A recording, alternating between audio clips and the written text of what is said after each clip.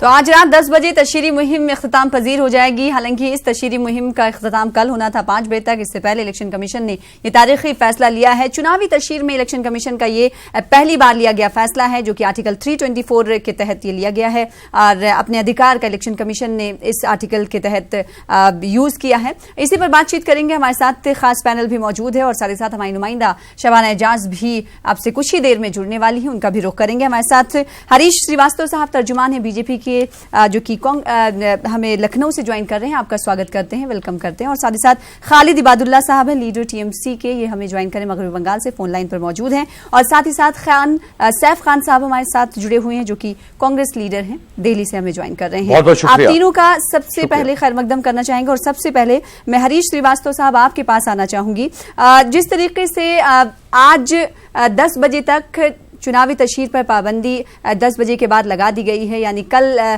तक ये था कि चुनावी तशहीर तमाम पार्टियां कर सकती हैं, कल 5 बजे तक। और जो विपक्षी पार्टियां हैं, टीएमसी की अगर हम बात कर लें, मगरबी बंगाल में सत्ता में है, टीएमसी कह रही है कि आखिर वक्त से पहले जब लगाना ही था बैन, तो सुबह से क्यों नहीं लगाया गया, रात से क्यों लगाया गया? क्या ये सवाल जो उठा रही हैं पार्टियां, ये वाजिब सवाल नहीं है? देखिए, बिल्कुल वाजिब नहीं है सना जी। ममता दीदी जो कर रही हैं, जिस तरह से टीएमसी राज में उनके पूरे बंगाल में, आप पंचायत चुनाव को ले लीजिए और आप इस लोकसभा चुनाव को ले लीजिए, जिस तरह से उन्होंने हिंसा का सहारा लिया है, तो आप लोकतंत्र में किसी की आवाज हिंसा के सहारे नहीं दबा सकते, जिसकी ममता दीदी पूरा पुरजोर प्रयास कर रही हैं।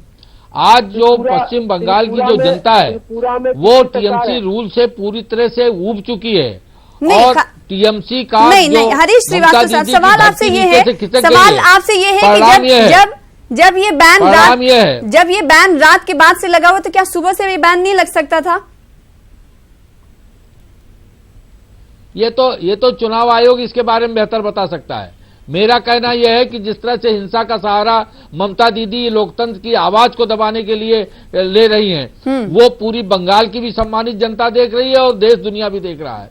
कायदे की बात तो यह थी कि वहां प्रेसिडेंट रूल लगना चाहिए था। भारतीय जनता पार्टी ने यह मांग की थी कि अगर वहां फ्री फेयर इलेक्शन इंश्योर करना है तो वहां प्रेसिडेंट रूल में और आम आवाम की सुरक्षा को सुनिश्चित करते हुए वहां चुनाव कराया जाना चाहिए था। चुनाव आयोग ने जो कदम उठाए वो बहुत देर से उठाए, क्योंकि जो हालात हैं, जिस तरह से हिंसा का तांडव, कोई ऐसा फेक चुनाव का नहीं रहा जिसमें ममता दीदी ने उनके इशारे पे टीएमसी के गुंडों ने हिंसा का नंगा नाच न किया हो। ये पूरी देश की जनता देख रही है। खालिद इबादुल्ला साहब, बीजेपी तो कह रही है कि सही फैसला है, लेकिन टाइमिंग को लेकर वो कह रहे हैं कि इलेक्शन कमीशन से ये सवाल पूछना चाहिए। क्या जिस तरीके से ममता बनर्जी ने कहा कि इलेक्शन कमीशन ने पीएम मोदी को तोहफा दिया है, सत्ता में नहीं रह सकती। देखिए, ऐसा है कि ये बता रहे थे कि बंगाल में जो इलेक्शन का जो दखल और हड़पम बता रहे थे, तो मैं उनसे पूछना चाहूंगा कि वो त्रिपुरा में किसकी सरकार है? त्रिपुरा में पूरे इलेक्शन कमीशन एक सीट पे ही बैन लगा रखी है कि अभी इलेक्शन दोबारा होगा। तो वो सरकार तो इनकी सरकार है, अभी नई सरकार आई है। और पूरे देश में उठाकर देखिए कि कितनी हालात खराब है। कहीं पे मशीनों का प्रॉब्लम हो रही है, हिंसा कहीं भी अगर हिंसा की आशंका है तो निश्चित रूप से वहां जब तक सुरक्षा सुनिश्चित कर ली जाए वहां चुनाव रोकना वाजिब है। लेकिन आखिर पश्चिम बंगाल में आप तर्जुमान है टीएमसी के, आप मुझे बताइए हरीश साहब, आप जब अपनी बात रख रहे थे, आप जब अपनी बात रख रहे थे तो आपको बात रखने दिया जा रहा था, तो आप भी उनकी बात सुन लें। ये बात सुनना चाहते नहीं और ये पसंद भी नहीं करते। अपनी बात को कहकर मन की बातें खत्म करना चाहते हैं। इनकी तरह इनके प्राइम मिनिस्टर से लेके अमित शाह से लेके इनके छोटे वर्कर से लेके अभी तक जो यहाँ के जो प्रवक्ता वो भी उसी तरह यूज कर रहे हैं कि अपनी बातों को कहें और दूसरी की बातों को सुनना पसंद नहीं करते। तो हिंसा की बातें कर रहे थे, हिंसा उनको समझ में आना चाहिए कि हिंसा आज त्रिपुरा में ऐसा हिंसा हुआ है कि पूरे इलेक्शन को बातिल करना पड़ा, उसको फिर से दोबारा इलेक्शन करवाना पड़ रहा है। तो हिंसा, इनके बारे में सोचने की जरूरत है कि जिसकी नई सरकार बनी है। ठीक है, आप त्रिपुरा का जिक्र कर रहे हैं और वहाँ के हालात क्या कुछ है इस हवाले से बता रहे हैं, लेकिन अगर मगरबी बंगाल की बात करें, मगरबी बंगाल में जो कुछ हो रहा है वो सब देख रहे हैं। बताइए ना। देखिए मगरबी बंगाल में जो आज इलेक्शन हो रहा है, क्योंकि भारतीय जनता पार्टी का जरा सा भी कोई अस्तित्व नहीं है, कोई वहाँ पे इनकी जमीन है ही नहीं, इसीलिए ये चाह रहे हैं कि पूरे हिंदुस्तान में इनका हालत खराब हो रखा है। और ममता बनर्जी ही ऐसी एक देश है जो ऊपर उठकर आ गई है, तो उनको डर है ममता बनर्जी से, इसलिए पूरे तौर से ममता बनर्जी को अटैक कर रहे हैं। चाहे वो इलेक्शन कमीशन जो ममता बनर्जी कही है, सुबह में अमित शाह ने कहा कि इलेक्शन कमीशन के अगेंस्ट में कि बंगाल में अलग रूप और भारत में अलग रूप इलेक्शन कमीशन क्यों इख्तियार कर रहा है। तो ये बात जब अमित शाह कहते हैं तो सही है और ममता कहती है तो गलत है। ये कैसा दोहरा नीति है इन लोगों का, मुझे समझ में नहीं आता। जब हिंसा की बातें आती है, पश्चिम बंगाल मगरबी बंगाल की बातें आती है, तो मगरबी बंगाल में भारतीय जनता पार्टी की जमीन जरा से भी नहीं है और ये पूरी तौर से खसक चुकी है भारतवर्ष में। और ये चाह रहे हैं कि बंगाल और उड़ीसा से इनका कवरेज हो जाए, तो मैं समझता हूँ कि बंगाल इनको पूरे तरह से रद्द कर चुकी है। और अभी तक जो भी सीट इलेक्शन हो चुकी है उसमें सारे के सारे पीछे भारतीय जनता पार्टी सीट हार रही है, इसलिए बौखलाकर ये रैली करवा रहे, दंगा करवा रहे। इनके ही दंगाइयों ने वो मूर्ति जो तोड़े हैं ईश्वर चंद्र विद्यासागर की जो मूर्ति तोड़ी है। सैफ खान साहब कई रियासतों में कांग्रेस इनका ही दंगाइयों ने कई रियासतों में कांग्रेस इत्तेहाद में भी लड़ रही है, उत्तर प्रदेश में अपोजिशन में तनहा लड़ रही है। ऐसे में हमने तमाम जगह देखा कि वहां पर हिंसा की खबरें वहां से नहीं आती हैं, सिर्फ मगरबी बंगाल में ही ऐसा क्या है जिससे तशद्दुद लगातार भड़क रहा है। अगर आप डिबेट में भी रहे होंगे गुज़िश्ता 6 मरहलों में, तो आपने देखा होगा कि हर जिस दिन पोलिंग हुई उस दिन ऐसा नहीं गया, वो एक दिन भी ऐसा नहीं गया कि वहां से तशद्दुद की खबरें ना रोनुमा हुई हों। सबसे पहले बहुत बहुत शुक्रिया, आज आपके साथ जो है मौका मिला। आज हमने ये जरूर देखा है देश की जितनी कॉन्स्टिट्यूशंस की बॉडी हैं वो भारतीय जनता पार्टी को सपोर्ट कर रही हैं।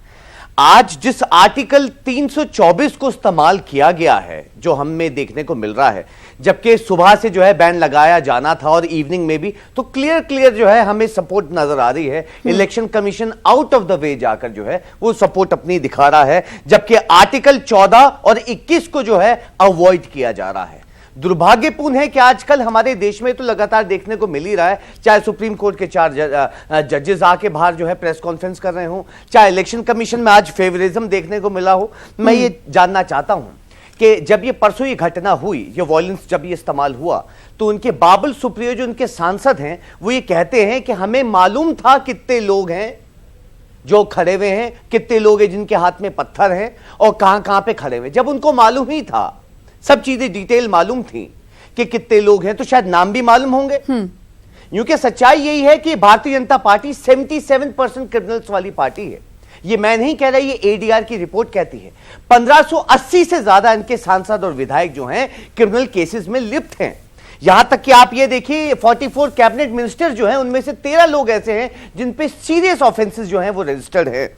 आज हमने ये जरूर देखा कि हमने क्लिपिंग्स भी देखी हैं कि भारतीय जनता पार्टी का झंडा पकड़ के जो है और पथराव किया जा रहा है। भारतीय जनता पार्टी के ही लोग थे जो कर रहे थे पूरे ग्रुप में। तो इलेक्शन कमीशन ने सिर्फ तृणमूल कांग्रेस वो तो जांच का विषय है, जबकि आपको निष्पक्षता दिखानी चाहिए थी। वो तो जांच का विषय है, वो उसके बाद पता चल पाएगा, जब जांच होगी तब पता चल पाएगा कि कहां जांच हो रही है। वीडियो सच्चाई क्या है, कौन लोग गिरफ्तार हुए हैं बात की बात है। आज लेकिन सियासी जंग बनी हुई है, पथराव कर रहे थे, एक भी लड़का या एक भी आदमी, एक भी इनका जो कार्यकर्ता है गिरफ्तार नहीं हुआ। मैं मांग है इस चीज से, और इलेक्शन कमीशन को भी एक आपके चैनल के माध्यम से गुजारिश करना चाहूंगा कि निष्पक्षता जो है दिखाना शुरू कर दीजिए, और जरूरत है, आवश्यकता है, मगर ऐसी कोई भी चीज नहीं हुई जिसका संज्ञान हम 23 तारीख के बाद में जरूर लेंगे, यह हम आपसे वादा करते हैं। शबाना एजाज भी इस वक्त हमारी नुमाइंदा जुड़ चुकी हैं, उनके पास चलेंगे। इस बयान के बाद, उस सियासी जंग के बाद और इस बैन के बाद क्या कुछ वहां की जनता देख रही है, क्या कुछ जनता का रिएक्शन है, आवाम का रिएक्शन है, जानने की कोशिश करेंगे। शबाना, सियासी घमासान सभी के सामने, पूरा मुल्क देख रहा है, लेकिन मगरबी बंगाल में जो हिंसा हुई, जो तशद्दुद हुआ, उसके बाद हमने देखा कि इलेक्शन कमीशन ने बड़ा फैसला, ऐसा पहली बार यह फैसला लिया गया इलेक्शन कमीशन के जरिए। अवाम का रद्द-ए-अमल इस ताल्लुक से क्या कुछ है?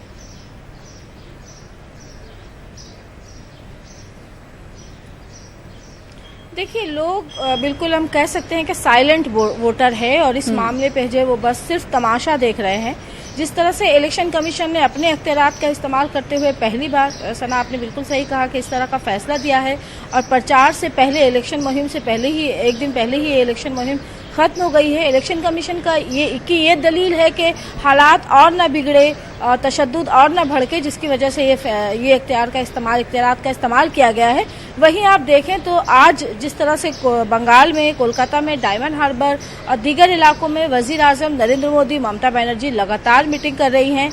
उन्होंने अपने सोशल मीडिया अकाउंट पर भी जिस तरह से बार बार जो है वो आवाम से अपील की है, क्योंकि अब दोनों ही पार्टियों के लिए कहीं ना कहीं सहारा जो है वो ये वोटर ही हैं। और इन सब में अगर किसी जमात का सबसे बड़ा नुकसान हुआ है तो वो दीगर जमातें हैं, कांग्रेस, सीपीएम और दीगर जो पार्टियां हैं जो इलेक्शन में खड़ी थी, जिन्होंने कुछ भी नहीं किया था, जो ना रैली में शामिल थे ना किसी इसमें शामिल थे, लेकिन वो जो है वो कह सकते हैं कि उनके लिए जो है वो एक बड़ा नुकसान साबित हुआ कि जिन्होंने कुछ भी नहीं किया था और वो भी अब उनको भी अपना इलेक्शन जो मुहिम है, जो इलेक्शन प्रचार है, वो वक्त से पहले खत्म करना पड़ेगा। जी जाहिर सी बात है। तो दीगर पार्टियां भी उनको खामियाजा इसका उठाना पड़ रहा है जो फैसला इलेक्शन कमीशन की जानिब से लिया गया। हरीश श्रीवास्तव साहब, आपके पास आना चाहेंगे। आपको ये नहीं लगता कि पार्टियां कोई भी हो, चाहे बीजेपी हो, चाहे टीएमसी हो या फिर कांग्रेस हो, इतना लेवल जो है चुनाव का गिरता जा रहा है, लोग भी देख रहे हैं चुनावी तशहीर में आखिर लेवल इतना गिरता क्यों जा रहा है, स्तर जो है वो नीचे आता जा रहा है। इसका नहीं लगता आपको कि एक तरीके से दुरुपयोग हो रहा है चुनावी तशहीर में, कोई कुछ भी बोलता है, इसका इम्पैक्ट पड़ेगा?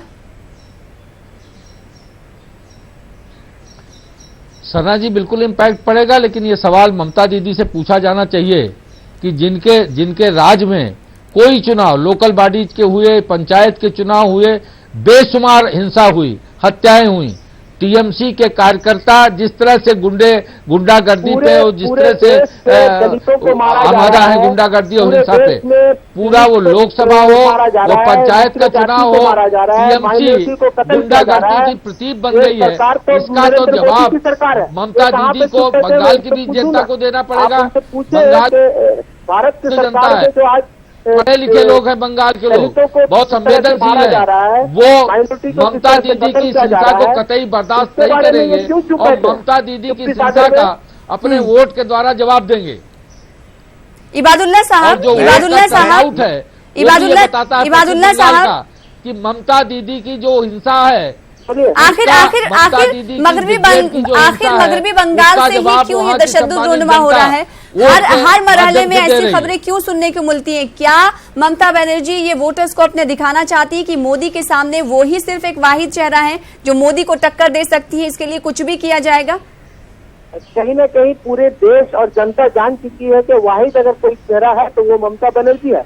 तो नहीं, आपसे सवाल यही है, क्या वो इसी वजह से ऐसा रुख इख्तियार करती हुई नजर आ रही है? जनता जानती है और जनता कह रही है, ममता बनर्जी की बात नहीं है। और दूसरी बात रही तशद्दुद की बातें आप कहें, तो मैं यहाँ पे एक छोटी सी उदाहरण देता हूँ कि उनके ही एक social media, Bharatiya Janata party के सोशल मीडिया में इनका एक सोशल मीडिया व्हाट्सएप ग्रुप है फटाफटी, जिसमें उन्होंने अपने वर्करों को और अपने लीडरों से ये कहलाया गया है कि इस व्हाट्सएप में ये कहा गया है कि आप लोग इस अमित शाह के मिছিল में आप लोग अटेंड करें और 8 फुट का लंबा डंडा लेके आए, पत्थर लेके आए और इसमें पुलिस और तृणमूल के लोगों से लड़ना है। और अगर नहीं भी लड़ना है तो आप ये समझ के आए कि हमें यहाँ पे लड़ाई खरीद के लेके आना है, कि हमें लड़ना है। तो यहाँ पे कहीं ना कहीं तो क्लियर हो जाता है, ये लोग दंगाई लोग हैं, ये लोग दंगा ही करना चाहते हैं और दंगा करके ही जनता से वोट इमोशनली वोट लेना चाह रहे हैं कि आपस में दंगाई कर दे, आपस में दो समुदायों के बीच दंगा हो जाए और ये फायदा उठाए। और ये फायदा उठाने का पूरा सोच ये लोग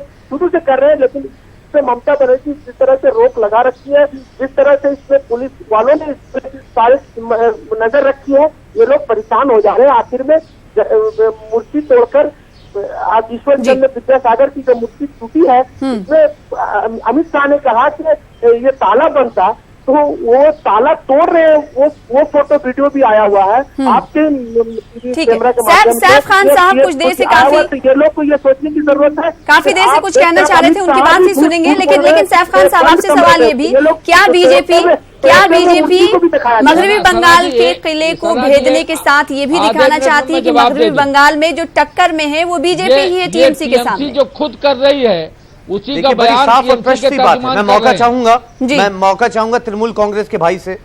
सबसे पहली चीज, 11 से ज्यादा कंप्लेन जो हैं भारतीय जनता पार्टी के जो राष्ट्रीय अध्यक्ष अमित शाह जी के खिलाफ और हमारे देश के प्रधानमंत्री के खिलाफ जो है इलेक्शन कमीशन में रजिस्टर्ड है। आज तक कोई एक्शन नहीं उठाया गया। दूसरी बात, 49 आजकल इलेक्शन कमीशन ने ही तो रोक लगाई है। 49 पॉलिटिकल पार्टीज ने ऑलरेडी याचिका लिखवा रखी है सुप्रीम कोर्ट में इलेक्शन कमीशन के खिलाफ। एक जमाने में सबसे ज्यादा अवार्ड लेने वाला इलेक्शन कमीशन आज 49 पॉलिटिकल पार्टीज की याचिका अगेंस्ट लिखाई हुई है। दूसरी चीज, अभी भारतीय जनता पार्टी के जुमलेबाज प्रतिनिधि ये बात कर रहे थे देश की सिक्योरिटी कॉम्प्रोमाइज। आज जो चौथे रैंक पे थे टेररिज्म रैंकिंग में, आज तीसरे नंबर पे आ चुके, पाकिस्तान से ऊपर आ चुके। देश की विमेन सिक्योरिटी पे कॉम्प्रोमाइज, आज चौथा ऐसा देश है in terms of women security. Restriction के ऊपर आप अगर बात करें, आज चौथा ऐसा देश है in terms of religion restriction. आप क्राइम की बात करें, नेशनल क्राइम रिकॉर्ड ब्यूरो चिल्ला के कह रहा है जहां भारतीय जनता पार्टी की सरकार है। सुनिए, घबराइए मत बीच में बोल के, सुनिए, मैं आपके वक्त पे नहीं बोल रहा था। आप क्या बात करेंगे? नेशनल क्राइम रिकॉर्ड ब्यूरो कह रहा है जहां भारतीय जनता पार्टी की सरकार है वहां क्राइम जो है, चाहे उत्तर प्रदेश की बात करें 41% क्राइम जो बढ़ चुका है। जहां भारतीय जनता पार्टी की सरकार है वहां क्राइम जो है चरण पे है, क्योंकि इनकी पूरी पार्टी ही सिर्फ जो है क्रिमिनल से भरी पड़ी है। ये सच्चाई एडीआर की रिपोर्ट कह रही है। ये क्या बोलेंगे आप? कांग्रेस पार्टी सच्चाई जो है वो छुपाई नहीं जा सकती। इलेक्शन कमीशन पे संज्ञान सभी पार्टी को मिलकर लेना चाहिए, ये बहुत आवश्यक और जरूरी है। कार्रवाइयों पे नहीं तो इसकी शुरुआत कांग्रेस भी कर सकती है ना सैफ खान साहब, इसकी शुरुआत कांग्रेस कर सकती है ना भी उतने ही इन्वॉल्व। जब भी कुछ ऐसा होता है तो आप तमाम पार्टियां जो अपोजिशन पार्टियां वो पीछे क्यों रह जाती हैं? जितना एक्टिविज्म बीजेपी दिखाती है उतनी ये मान रहे हैं ना कि आप पार्टियों में कांग्रेस टीएमसी या दीगर पार्टियों में इसकी कमी है। उसके बावजूद भी ये लोग चिल्ला रहे हैं, मुझे पता नहीं। सैफ खान साहब जी, आप मुझे आपकी आवाज नहीं आई क्योंकि लगातार ये बीच में बोल रहे हैं। मेरा कहना ये था, आपने कहा कि तमाम पार्टियों को इलेक्शन कमीशन का नोट लेना चाहिए जिस तरीके से इलेक्शन कमीशन ने बैन लगाया। आखिर क्यों, मेरा सवाल इसी से जुड़ा हुआ है कि आखिर क्यों ये तमाम पार्टियां जो है पीछे रह जाती हैं? एक्टिविज्म आखिर इन तमाम पार्टियों में क्यों नहीं है, चाहे वो कांग्रेस ही क्यों ना हो? देखिए, सब कांग्रेस का और इसी का फायदा कहीं ना कहीं बीजेपी उठाती है, ये भी समझना चाहिए। राष्ट्रीय प्रवक्ता हमारे राष्ट्रीय हेड सुरजेवाला जी ने साफ संज्ञान जो है इलेक्शन कमीशन के ऊपर बोला है। हम सब पार्टी जो है लगातार हैरान हो रही हैं। आर्टिकल 14 और 21 को जो है आपने कोई निगलेक्ट किया गया है। आप कॉन्स्टिट्यूशन के इसके ऊपर, कॉन्स्टिट्यूशन पे हमारा देश चलता है नहीं चलता है? आप 14 आर्टिकल को और आर्टिकल 21 को कैसे अवॉइड कर सकते हैं, नील कर सकते हैं? क्यों निगलेक्ट किया जा रहा है आज इलेक्शन कमीशन की तरफ से? पहली बार देश में ये इस्तेमाल हुआ है। इससे पहले अगर इस्तेमाल होता था तो वो आपका कैंसिलेशन या पोस्टपोन करने के लिए होता था। आज पहली बार ऐसा इस्तेमाल किया जा रहा है। लोगों को, प्रिंसिपल सेक्रेटरीज को जो है एक साइड में बिठाया जा रहा है। सीआईडी के जो डायरेक्टर जनरल है, एडिशनल डायरेक्टर जनरल, उनको बिठाया जा रहा है। क्यों? क्या भरोसा खत्म हो गया अब आपका? सच्चाई यही है, इलेक्शन कमीशन जो है आज खुले फेवरिज्म जो है दिखा रहा है और जिसपे हरीश श्रीवास्तव साहब बार बार मैं ये सवाल कई बीजेपी के लीडरान से पूछ चुकी हूँ, आज फिर आपसे ये पूछ रही हूँ कि बीजेपी को क्या ये लग चुका है या बीजेपी ये मान चुकी है कि यूपी से उसकी सीटें कम हो रही हैं, इस वजह से जानकार भी मान रहे हैं कि वो उड़ीसा और मगरबी बंगाल पे खास तौर पर ध्यान दे रही है। क्या उसी का नतीजा इसे समझा जाए? नहीं सना जी, जो इस तरह की खोखली बातें करते हैं वो कहीं न कहीं खुद हताश है। भारतीय जनता पार्टी का जो कैंपेन उत्तर प्रदेश में प्रधानमंत्री जी का है जिस तरह से, उसी तरह से पश्चिम बंगाल में, उड़ीसा हो, पश्चिम बंगाल हो या अन्य सूबे हो, सभी जगह भारतीय जनता पार्टी का कैंपेन एक जैसा है और आखिर हवाओं में बात मत करिए। पश्चिम बंगाल की क्राइम हिंसा रिकॉर्ड पे का आंकड़ा भी दे कांग्रेस दीजिए ने आज। ताला डाल लिया अपने मुंह पे, कांग्रेस ने अपने मुंह पे कितने ताला सारे डाल लिया। केसेस हैं? जिस तरह से आप- पश्चिम बंगाल में आप सीएम हिंसा के का खिलाफ दंगा नाच यहाँ हो रहा उत्तर है, प्रदेश ये में? ताला डाल लिया अपने मुंह पे। नहीं, मैं कह रहा हूँ और कितने सारे केसेस हैं TMC तो उनको क्राइम के? संरक्षण दे ही रही है। बताइए ना साहब TMC ने, के गुंडे खुल के हिंसा कर बताइए रहे ना। हैं। कितने TMC के सारे गुंडे- क्राइम के गुंडों केसेस की हैं हिंसा रजिस्टर को योगी इस आदित्यनाथ पे? लोकतंत्र में कांग्रेस 20,000 मंजूरी केसेस देती है तो क्या? आपने जो है कांग्रेस ऑर्डर करवा के हिंसा को स्क्वाश करवाना इस चाहे थे। लोकतंत्र में जो राइट्स वगैरह में भी मंजूर आपका करती है क्या? इन्वॉल्वमेंट था, वो भी ये आप चाहते कांग्रेस थे के सरकार प्रवक्ता से बताएं खत्म हो जाए। कि कांग्रेस- जो इलाहाबाद कोर्ट ने इस पर रोक हिंसा को लगाई है। जिस तरह से TMC सच्चाई की आपके हिंसा है, बोलने से दब नहीं जाएगी TMC जनाब। जिस तरह से हिंसा को वहां पूरी नंगा नाच कर रही है, उसको ये स्वीकार करते हैं 77% क्रिमिनल्स वाले पार्टी जो हैं, क्या भारतीय जनता पार्टी दूसरी पार्टियों पे उंगली उठाएगी।